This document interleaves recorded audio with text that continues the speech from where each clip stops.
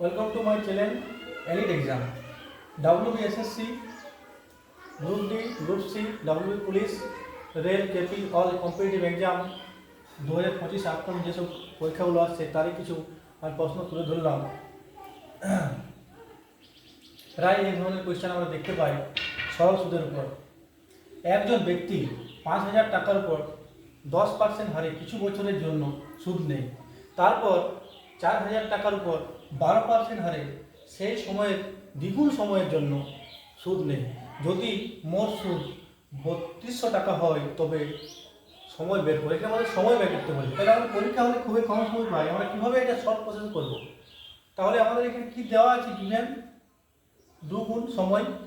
তাহলে সময় যদি আমরা ধরে নিই, কী ধরবো, সময় ধরে নেবো আমরা x, তাহলে সময় এখানে 2x হয়ে যাবে। আর এখানে সময় আগে x আমরা বলেছি, সময় কোথায় দেখা আছে, কিছু কিছু বছরের জন্য, তাহলে এখানে সময়টা x আমরা ধরে নিতে পারি। তাহলে আমাদের শর্ট হয়ে যাবে কোয়েশ্চেনটা। তাহলে কীভাবে করবো আমরা, এখানে আমরা পিআরটিতে 100 করি, তাহলে এই যে পার্সেন্টেজ আমরা নিচে লিখি 100, তাহলে 100 এই দশমিক এই পার্সেন্টেজের জন্য দুটো পার্সেন্টেজ দেওয়া আছে, তার মধ্যে 100 এবং দুটো শূন্য এটা আমরা কেটে নিলাম, ঠিক আছে। তারপর গুণ হবে, ঠিক সেভাবে।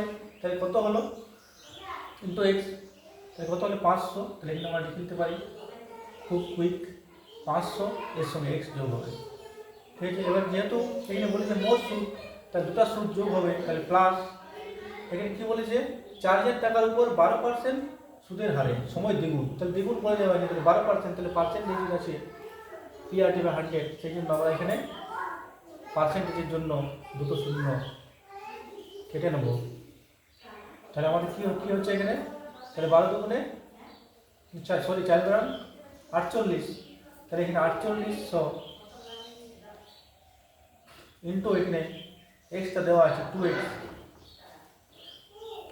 প্লাস এই টাকাটা মোট সুদ বলেছে, তাহলে যদি সুদ মোট দেওয়া আছে তাহলে হবে 3200।